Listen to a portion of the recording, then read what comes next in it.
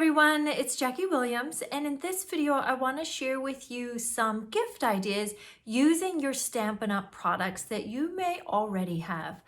Now, some of these I may have designed with a Christmas theme, but please be creative and adapt these designs and images to suit for your birthdays or anniversaries or any other gift-giving occasion that comes up for you. So I hope that this video will give you some gift ideas all year round. Now, the first idea I want to share with you is actually a very cute project shared by Darla Watson in the United States, and she was so generous and shared a free tutorial on her blog, and I'll put a link below this video so that you can go to her website and download the written instructions if you'd like to. But I just want to show you this adorable and actually amazingly easy project that doesn't involve any sewing. So what you need is one of our mini jam jars, and you can fill it with something more thoughtful if you want to, but I've just put some red candies in there. And then you need to cut a 6 by 6 inch piece of our Jolly felt, and the point at the top for the top of the hat, and you're just going to fold that over like this. And I found it was best to not do these edges so they're even, but rather have them overlapping like this, maybe about so it reaches the other side. So it's about folded into thirds. Now, then at this point, just check that it's gonna fit on the jam jar and fit relatively snugly. Okay, then you're gonna take a hole punch, and this is a particular type of felt that is quite stiff, and so it actually punches and die cuts quite easily. Now, at this stage, I found it was best to just go ahead and put the brad in.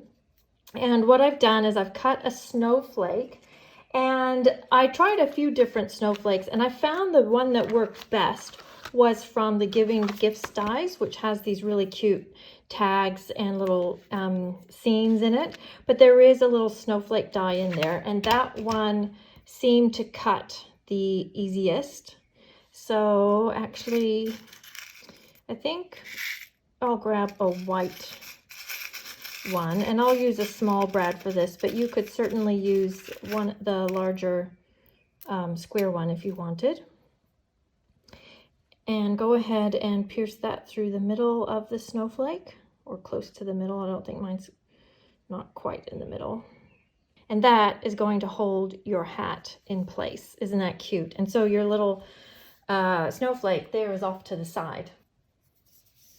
Now then, for the top of your hat, just get maybe like 6 or 8 inches of the twine. And this is the baker's twine, which comes in a pack of 5 colors. And I'll show you a few other samples. I think you could use all of the colors for your gnomes here. And you can use all of the colors of felt that come in this pack, so there's no waste. Okay, and then just tie this either in a little knot or in a little bow, whichever you prefer. There we go. Now we're going to take our scissors and just cut off this extra here, which is really great because if you're making gnomes out of the whole pack, the pieces of felt are 6 by 12, so you can get 8 of these 6 by 6 pieces. But because you've got this little piece you're not going to use, you can use these to cut out your snowflakes, so you have no waste whatsoever. Okay, then this will sit on your little jar like this. So all we need to do now is add the beard. So what I've done and what Darla recommended was you use an eye block or something of similar size, and you wrap your baker's twine around. And I did find from experimenting that the neater you wrap it, the better. Like, don't have them weaving all over the place. And then you'll just take a piece of thread, I don't know if you can see that, and just loop it across the top so that when you remove it off the block, you know, they're all together. Now, she recommends removing it and then cutting it. I found that a little bit difficult, so I'm going to suggest that you cut it while it's on the block. Okay, now before you take that off, and maybe I should have done this first to be fair, you want to get your adhesive ready. So we want to put it here on the side where the snowflake is. So we're going to turn that over, and I'm just going to grab a piece of tear and tape and put that inside my hat. So you've got a piece of tape in here like this. Okay, there we go. So our tape is sitting inside there. Then you're going to carefully take this off, and we're going to place this as neatly as we can inside here on that tape. Then I think it would be wise to take a second piece of the tear and tape and just put that over the top to secure it down. And then don't remove the backing, just leave that there as just extra insurance that that's not going to go anywhere. Okay, then you can pull it over to the front and comb out his beard a little bit and straighten it up. You could even give him a little trim if you wanted to. Okay, then we're going to put that onto our jar. And then the little nose is just a circle out of petal pink or the color of your choosing. And your nose can be any size you wish. So you don't, I don't think, need to buy a particular die set or punch for the nose. Just use what you have. This one is from the gingerbread and peppermint die set, but you probably have a circle or a punch somewhere that will work. So there you go. Isn't he absolutely adorable? I actually quite like it with the vanilla twine. So here he is with a white hat and the gray granite twine. And here he is all in red and white. So thank you very much, Darla, for sharing that cute project with us. Now, just another fun idea with the little mini jam jars. I have used that same die set, and when I saw these, I thought, oh, those would be cute around the jars. So again, I've just filled them with red candies, and 2 of these fit pretty perfectly around the jar. And you could use the snowflakes or one of these other ones. And then on the top, I've used the Encircled in Warmth that has circular word sets to go across. So that's just something quite quick and easy as one gift idea. And then these are ones that I've shared in the past, just some other ideas with the mini jam jars. These are the cake in a mug mix, and I've done a whole video on these, so I will put the link below the video if you would like the recipe for those. And then this one's just a cute one with wrapped chocolates inside. Now, my next gift idea is actually going to be a wine bottle tag. Even for people who don't drink, you could still give them some bubbly cider or apple juice, something like that. So the tag that I've made is 8 by 3.5 inches, and then I've scored it at 4 3/4 inches. And then you'll want to use one of your circle dies to cut a circle that's going to fit over your bottle. So I would suggest you check your bottle. You may need to use something smaller or larger than I've used. And then to create the nice little reinforcer and also to add a bit of color around that circle, what you do is use the die to make the hole and the die just larger, and you can run them through together. And then that little gap between the 2 blades will give you this thin circle that fits right around that hole. So I want to show you an example of this project using basic black and gold and cherry cobbler. So I've got my tag here in the 3.5 by 8 inch measurements. I've got my little ring to go around the hole, and then I've cut a piece that is just slightly smaller than this. So it would be about 3 3/8 by 4 5/8. And I have embossed that with the Merriest Moments folder, my favorite one at the moment. And then put a little piece of the cherry cobbler and gold ribbon across. So that will just get adhered on the front. And then I would use this piece, a second piece of the ribbon, and tuck that underneath and tie that into a bow. Okay, then on the front of this tag, I'm going to use the Words of Cheer bundle, which I thought was quite appropriate for a gift like this. And I have die cut out the cheer. And this is kind of a fun set because you've got the cheer with the greenery and the berries, and then you have just the letters on top in a thinner design. Now you can do them in contrasting colors. I've chosen to do them both in the gold brushed metallic foil, just so it's got a bit of texture, but it's not actually a contrasting color.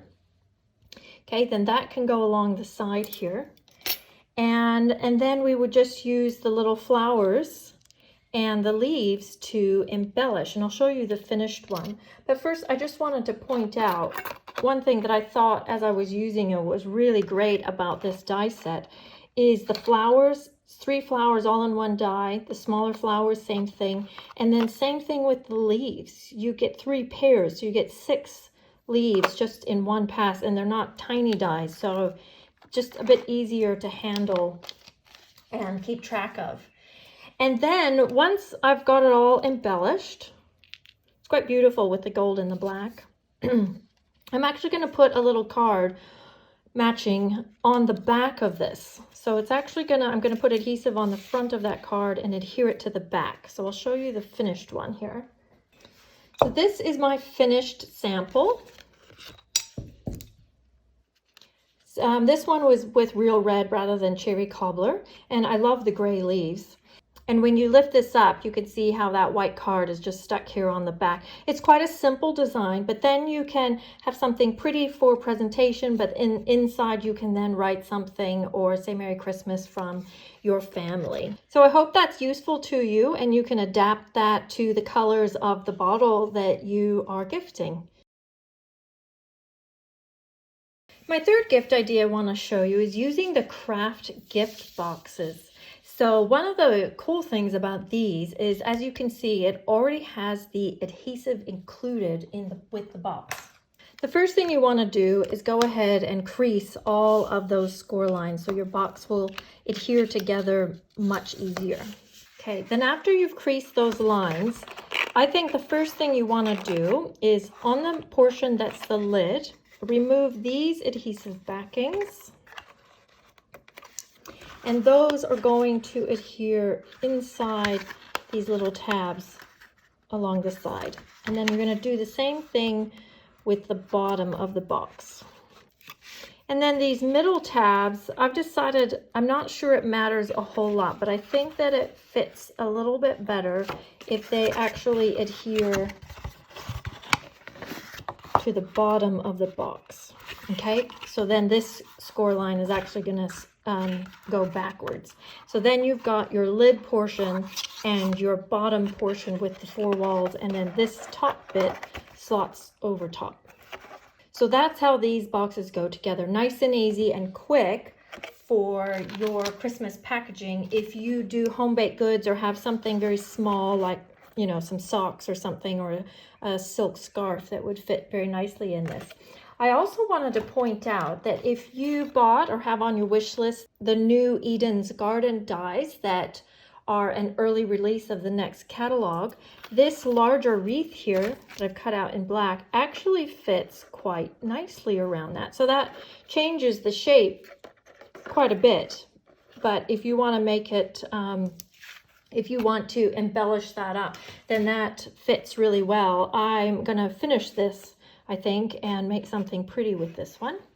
So the sample I'm going to show you is using the Gorgeous Leaves stamp set, and I'm going to talk more about this probably next week or the week after on a Facebook Live and YouTube video, and do some more projects just with that. But what I made was actually a set of cards. I mean, after all of us, or most of us, are card makers, so how special would that be to just make a set of beautiful cards, put them in a cute box, and gift that to someone who maybe doesn't have a lot of time, or who isn't a crafter, or who just really enjoys your work. So I do want to show you a few things. This little tag here, and actually on the cards too, I have used the Heartfelt Wishes, and this one is discontinuing the end of December, so I would suggest getting that if you like this one.